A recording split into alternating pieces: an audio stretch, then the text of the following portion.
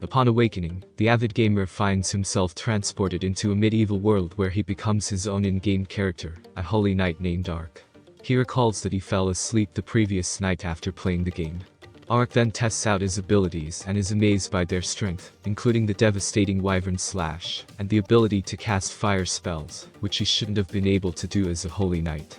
Ark then realized that he's able to utilize all of the previous skills from the upgrade path of his main skill Holy Knight, which led him to believe he's super strong. Feeling famished and penniless, Ark resorts to using a gate spell to teleport himself to another location, but he ends up inadvertently teleporting himself off a nearby cliff. Learning from his mistake, Ark uses a different spell called Dimension Move to transport himself safely to a river stream. As he takes off his helmet to quench his thirst, he realizes that his skeletal hat reveals his true avatar as a skeleton from his previous world. Knowing that he will be perceived as a monster if he enters a town without his helmet, Ark decides to avoid drawing attention to himself and teleports to a nearby town called Louviard. As Ark explores the town, he witnesses an argument between an elf and an investigator, who has failed to deliver on a promised job. Ark is fascinated by the presence of an elf in this world, but loses sight of her. He soon discovers the town's mercenary guild, and attempts to obtain a license. Initially, the male receptionist dismisses him, assuming that Ark is already employed due to his impressive armor. Ark concocts an excuse that convinces the receptionist to offer him a trial instead. To obtain a license, Ark must provide proof of subjugation by either bringing back the head of a beast, monster, or bandit. Without hesitation, Ark sets out to complete the trial, leaving the guild behind. The receptionist and another guild member speculate about Ark's backstory, trying to understand why he decided to join the guild.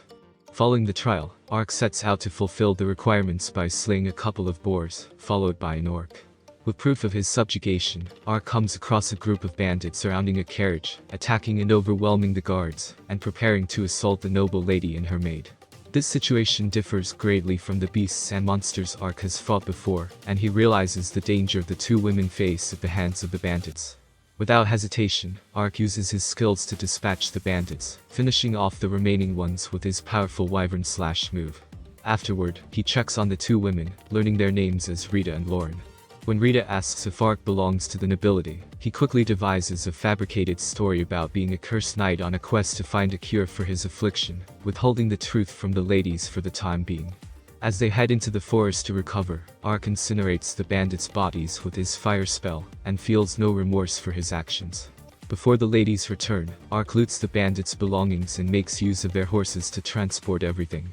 Later on, Ark rides alongside Lauren's carriage driven by Rita on their way back to town.